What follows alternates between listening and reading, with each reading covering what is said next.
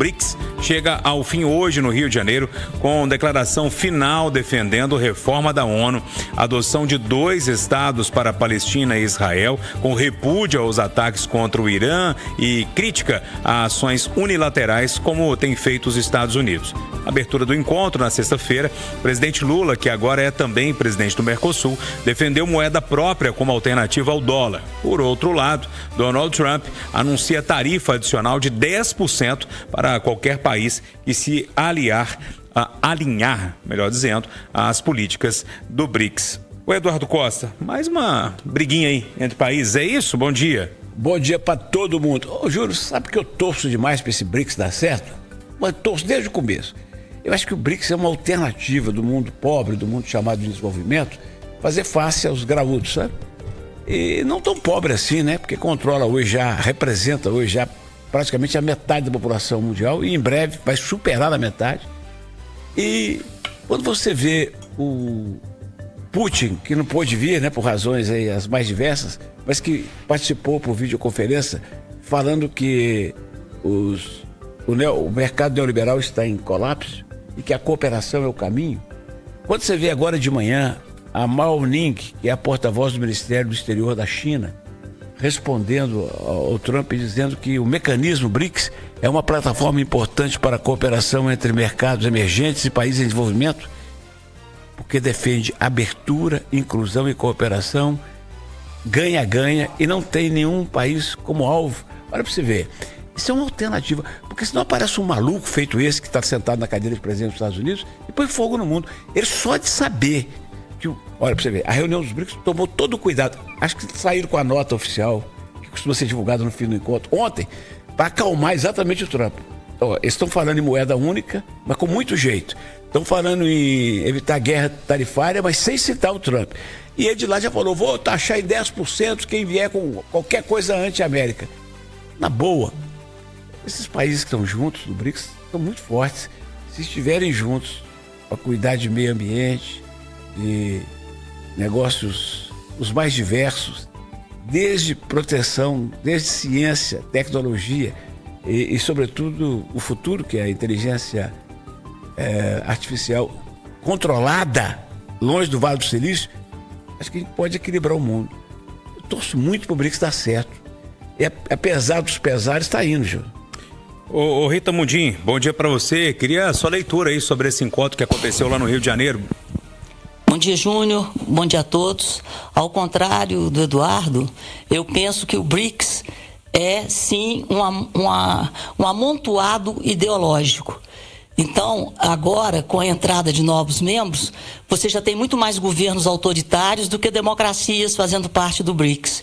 Essa insistência de uma moeda do BRICS, ou uma moeda única, né, para contrapor o dólar, é exatamente a preocupação que esses ditadores têm de sofrerem sanções comerciais. Porque a liquidação hoje dos contratos comerciais internacionais é feita pelo SWIFT. E a China quer que o yuan seja essa moeda de comércio internacional sobrepondo o dólar. E volto a insistir.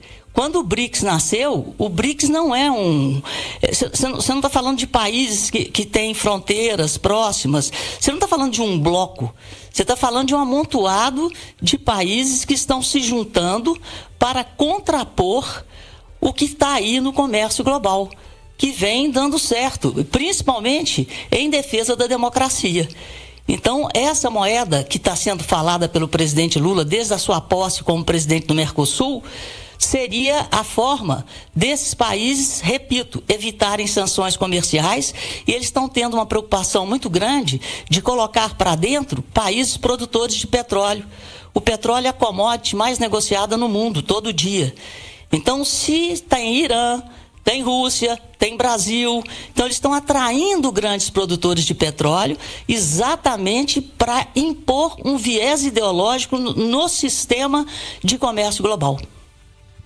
William Travassos, e a sua leitura sobre essa cúpula dos BRICS? Bom dia. E Rita pensam bem diferente. Bom dia para você. Bom dia, Júnior Moreira. Bom dia aos ouvintes da Itatiaia. E fico com um pezinho lá e outro cá. Hoje eu tô meio Eduardo em cima do muro aí, com brincadeiras, com todo respeito ao Eduardo, mas assim, eu tenho dois grandes parceiros, né? O Brasil tem dois grandes parceiros, China e Estados Unidos. Então, eu não posso entrar numa guerra com o segundo maior parceiro que eu tenho em função de um campo ideológico, né? É claro que é muito ruim você ouvir o presidente da República e ele traz a ideologia quando ele faz o seu discurso atacando Israel como um governo genocida. E isso não é verdade. O que acontece, na verdade, é que o Irã é o grande financiador desses grupos terroristas. O Hamas, eu ouvi agora um especialista sobre a postura do Hamas, usando crianças como escudo, construindo bases dentro de hospitais, mais de 500 quilômetros de túneis subterrâneos, com o objetivo de destruir Israel. Esse é o objetivo do Hamas, esse é o objetivo do Irã, isso já foi dito de forma muito clara. E aí, por isso que eu falo que eu fico um pouquinho lá, um pouquinho cá, em função, porque a gente percebe sim esse viés ideológico, e eu não posso entrar numa guerra comercial com meu segundo maior parceiro. Isso por ideologia? Não, a gente não tem na democracia brasileira ou na diplomacia brasileira essa coisa cordial, com o objetivo de encontrar soluções. O que nós vamos ver hoje, né, nesse último dia, é um grande pedido de dinheiro. A gente já ouviu a ministra Marina já falando sobre a tragédia dos Estados Unidos, que a gente precisa investir cada vez mais em energia limpa e tal, mas com grana. E aí o objetivo do BRICS no final vai ser o quê? Passar a sacolinha e falar assim, quanto que a gente vai conseguir aqui para mudar o mundo? Ou seja, mais grana. Ô Edilene Lopes, você acompanhou de perto, acho que você está no Rio de Janeiro ainda, né? Essa reunião do BRICS. Queria a sua leitura para a gente encerrar esse assunto. Bom dia para você. Bom dia, Júnior. Bom dia aos amigos debatedores. Sim, eu permaneço aqui no BRICS, inclusive esse prédio atrás que vocês veem aí na live da Itatiaia é o local onde estão reunidos neste momento os líderes das nações que participam do BRICS. São 11 países, eles já começaram a chegar e daqui a pouco começam a última sessão plenária. E a leitura que eu faço, Júnior, é que esse BRICS ele foi realizado num momento complexo da geopolítica mundial, porque dois dos países que fazem parte do grupo são países que estão em guerra, Irã e também a Rússia. E nós temos que considerar a situação dos Estados Unidos. Por que vocês acham que Xi Jinping não apareceu? Ele que é um dos membros do BRICS. Porque ele temia que uma declaração pudesse esbarrar demais no Donald Trump e atrapalhasse toda a negociação que eles estão fazendo para tentar reduzir a tarifa depois do tarifaço do Trump. E foi exatamente isso que aconteceu. Embora a declaração não tenha citado nominalmente os Estados Unidos, condenou medidas unilaterais comerciais que pudessem prejudicar muitos ou vários parceiros. E aí o Donald Trump reagiu na hora dizendo que vai taxar em mais 10% aqueles países que se alinharem à política do BRICS, que ele classificou como políticas anti-americanas. Então o impacto já veio, Xi Jinping já respondeu que o objetivo não é esse, que o BRICS não é anti-americano, ou seja, o momento é delicado. E o Donald Trump, os Estados Unidos de forma geral, mas em específico a política e a gestão dele, são inimigos ruins de terem briga com eles. Eu já estive, por exemplo, em Havana, em Cuba, que tem relações comerciais e políticas cortadas com os Estados Unidos há muito tempo, desde que eles se rebelaram contra a nação americana. É de longe a capital urbana mais pobre em que eu já pisei. Eu já estive em Nova Delhi, por exemplo. Nada é tão pobre quanto a Havana, porque eles sofrem muitas sanções comerciais em Cuba e ninguém quer essa briga com os Estados Unidos. Então acabou que essa relação com o Donald Trump, essa tentativa de renegociar as tarifas, esvaziou o BRICS.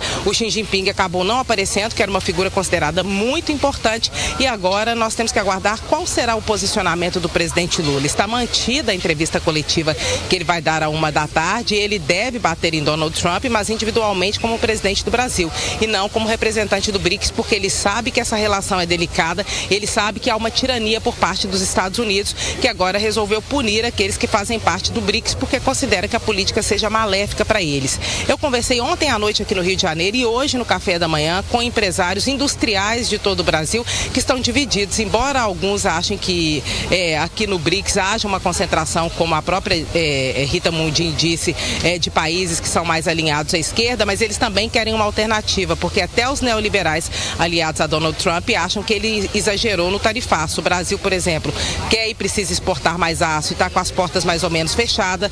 Os Estados Unidos querem vender etanol excedente para o Brasil e o Brasil já tem etanol suficiente que também exporta, ou seja, são relações complexas, todos buscam uma saída, mas o Trump ele é implacável e mais uma vez ele mostrou isso depois da reunião do BRICS aqui no Rio de Janeiro. Júnior. Pessoal, seguinte, moradores do interior são obrigados a esperar por consultas e ficar até sem banheiro em uma praça aqui da capital, que foi apelidada de Praça das Ambulâncias, né? De tanto carro do interior que fica ali com pacientes. Esses pacientes e motoristas chegam de cidades menores ainda de madrugada e ficam até o fim do dia. Nas vans, tem pacientes com consulta às 7 horas da manhã e outros com consultas às 5 horas da tarde, né? Quem faz consulta às 7 horas da manhã tem que esperar até 5 horas da tarde. Quem vai fazer uma consulta às 5 horas da tarde chega aqui às 7 horas da manhã. Os veículos só vão embora depois que todas as consultas terminarem. Entre os exemplos, Eduardo, estava ouvindo a reportagem mais cedo, por exemplo, o senhor de Porteirinha, que tem mais ou menos 8 horas de viagem para chegar aqui. Para ter uma consulta às 7 horas da manhã, ele tem que sair meia-noite de Porteirinha, né? E depois sair daqui 5 horas da tarde e chegar que hora lá em Porteirinha? É uma situação difícil de resolver também, né? Primeiro eu vou antecipar aqui o tema do meu comentário de logo mais na edição noturna do Jornal da Itatiaia. Quem não viu, por favor, dá uma googada, vai no Google e vê o jornalista norte-americano que sofreu um pequeno acidente, um corte na cabeça, e foi atendido no SUS, ele e o filho. E ele fez questão de escrever lá para os Estados Unidos que, apesar dos pesares de todas as deficiências, o SUS é uma bênção. Porque lá no país do Trump a coisa é horrorosa e vai piorar. Vai piorar porque ele vai tirar dinheiro da saúde agora para pôr na guerra. Mas, enfim, o SUS, com todos os seus senões, é uma bênção. Agora, isso, Júlio, é uma covardia inaceitável que eu assisto há 5 décadas de jornalista, 4 delas aqui na Itatiaia.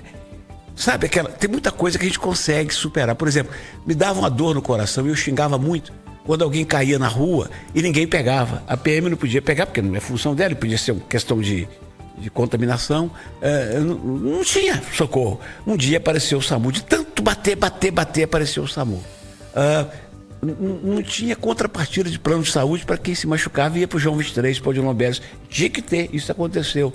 Não tinha um heliponto para um helicóptero salvar a vida no pronto-socorro João 23. Um dia a Anastasia ligou e falou assim, de tanta Itatiaia pedir, saiu. Então, a gente resolveu muita coisa, mas a praça da guerra, da empurroterapia, ou da ambulancioterapia, não. Eu pensei, amigo, que se ia acabar. O governo era do Eduardo Azeredo, o secretário de saúde dele era Rafael Guerra. E ele veio com uma ideia do consórcio de saúde. Júnior, a coisa mais simples do mundo. Você imagina a região metropolitana, imagina Betim cuidando do politraumatizado, Igarapé cuidando de oftalmologia, Joatuba de ginecologia, Mateus Leme de ortopedia. A ideia era dividir os esforços dentro de uma região. Você ia otimizar recursos, facilitar nas compras e evitar o estresse da estrada. Isso não foi para frente. Sabe, eu nunca entendi por que a Assembleia Legislativa de Minas Gerais nunca lutou por isso. Suspeito que seja porque toda vez que um deputado consegue uma verba e dá uma ambulância para Porteirinha, não vou dizer Porteirinha, por exemplo, porque até lá... Qualquer uma cidade, né? Lá é o Badrão, que já foi deputado, é prefeita, boa prefeita. Uma cidade qualquer, 20 horas de distância de Belo Horizonte. A ambulância tem lá. Verba constituída pelo deputado fulano de tal. Então, é mais fácil, olha que eu conheço essa estratégia, é mais fácil você dar uma ambulância para o prefeito e arrumar um empregado do seu gabinete para ficar só pegando as pessoas e levando, porque depois você vai ficar com a fama lá de quem resolve tudo. Praticamente todos os deputados têm um funcionário que faz isso, fica internando gente na cidade. Então, é um negócio muito triste. Muito triste. E os que morrem no caminho? Gente, imagina você chegar em Belo Horizonte, sair da sua cidade às 2 da madrugada, chegar em Belo Horizonte às 8 da manhã, ficar sem lugar para descansar, para fazer xixi ou cocô, sem comida direito, até 6 da tarde, quando o último faz consulta, pra você voltar e chegar lá de manhã. E quem faz hemodiálise, por exemplo, que tem que vir 2, 3 vezes por semana? Um dia sim, um dia não. Olha, isso é um dos negócios mais tristes que a minha profissão me apresentou. Ô Edilene, problema antigo, né? Problema antigo, Júnior, e assim, difícil de ser resolvido, mas tudo é cooperação política. Então eu acho que, no fim das contas, falta isso, sabe? Uma cooperação política, uma coragem para resolver esses problemas que estão postos nas grandes capitais e nas grandes cidades polo há muitos anos. Então, assim, a gente sabe como resolver, agora falta alguém com coragem e boa vontade para fazer. E aí, a gente nunca vai resolver esse problema? Primeiro eu vou na fala do Eduardo, que o Eduardo traz pra gente essa política velha, né? De emendas para ambulâncias e aí eu fortaleço a minha base eleitoral com o prefeito X. Quando eu dou uma ambulância para ele, eu garanto meu voto ali na frente, não é isso? Se eu for defender o consórcio, William, aí tem que ser o voto distrital, ainda que misto, e eu não quero, porque eu quero falar assim, sou votado em 600 municípios, e daí? E aí vem um ponto que a gente... Me corrijam se eu estiver equivocado. O maior hospital da região norte de Minas Gerais é a Santa Casa de Montes Claros. Você sabe sim. Sim, então, a Porteirinha tá no norte. Isso. O cara passa na porta e vem pra cá de Montes Claros e vem pra cá. O Júnior falou em 8 horas. Eu citei Porteirinha só porque veio um exemplo na minha cabeça. Eu tô só trazendo pra você com Porteirinha. Eu não conheço a realidade. Não, tá? Então, assim, eu puxei baseado nisso, né, como esse exemplo. E aí o Júnior falava em 8 horas. Peguei aqui quase 10 horas de viagem em cima de um carro. Então não tá na hora da gente pensar o Estado no tamanho que ele tem.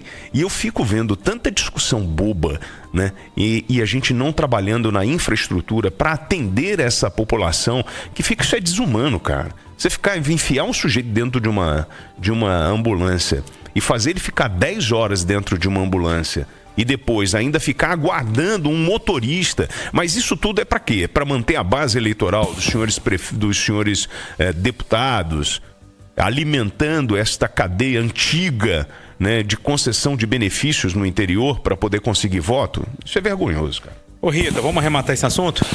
Ô Júnior, eu sempre falei aqui que o Brasil vive projeto de poder. Ele não vive projeto de Estado, né? Então, não tem dinheiro para educação, saúde e segurança, e as emendas estão só crescendo. Ou seja, não existe política de Estado, existe política de poder. E essa política de poder, pelo modelo que nós temos que reformar o Brasil politicamente. Minas Gerais, você tem polos regionais. Então, esses polos regionais tinham que receber dinheiro suficiente para que os hospitais regionais dessas grandes cidades aqui consigam contribuir a parte deles e atraírem, né? Porque está doente, a pessoa está com um problema de saúde. Então, ela não deveria nem ter esse deslocamento todo. Pelo contrário, ela deveria ficar cada vez mais perto, mais próximo da sua residência. Mas não. Põe desumano nisso, mas desumano é o país que nós vivemos, da forma que a política é feita no Brasil. Então, a política é feita para os partidos e para os representantes desses partidos, que nos representam, mas eles não nos representam. Eles representam a vontade de ganharem a próxima eleição. E aí as emendas vão só aumentando e você, para conseguir qualquer coisa, tem que ir de pires na mão pedir para um deputado. E onde as coisas acontecem? Nos municípios. Então está tudo errado. Nós temos que fazer uma reforma política ontem. A começar, eu sempre falei isso aqui, a Constituição, ela é parlamentarista e o regime é presidencialista. Então, o executivo é refém do parlamento. E o parlamento não trabalha para a sociedade, mas trabalha para os partidos e para a manutenção dos deputados e senadores no poder. Ô, Júnior, podem buscar nos arquivos da Itatiaia. Eu sempre defendi o acordo de Brumadinho como sendo algo assim, para minimizar o caos, a tragédia. Agora, esse dinheiro banhado de sangue de Brumadinho, Júnior, eu sempre disse que o mais importante dele seria a conclusão de 5 hospitais regionais. Tinha notado aqui para o governador. Pois eu também tinha. E eu tinha notado, porque eu estava esquecendo disso. Ô, Júnior, o governador Zema, na primeira campanha, falou que ia acabar os 5 sem dinheiro. Depois, com o dinheiro da Vale, ele falou, agora tem o dinheiro. E tem o dinheiro. Incompetência do governo Zema, que não acabou os 5 hospitais regionais e não sabe se vai acabar. E já admitiu que se acabar é um só. Isso é inaceitável e diminuiria o sufoco dessa gente. Então, vamos xingar a Assembleia, vamos bater no Zema e vamos bater na omissão do Ministério Público, que não toma uma atitude, que não cobra, e do Judiciário, que não cobra. Isso é um pitaco. Não adianta só construir o hospital. Tem que achar uma maneira de manter o hospital, porque você gasta por ano aquilo que você gastou para construir. Não, mas e aí eles falam da parceria público-privada ou de transferir isso para alguém. Porque a conta não fecha. Tem que resolver. E esquecemos da péssima qualidade das estradas nesse assunto também, né? Boa. Ponto final, nosso Conversa de Redação. TV Eduardo Costa, William Travassos, Edilene Lopes e Rita Mundim. Agora o Acirantão. Bom dia para todo mundo, boa semana.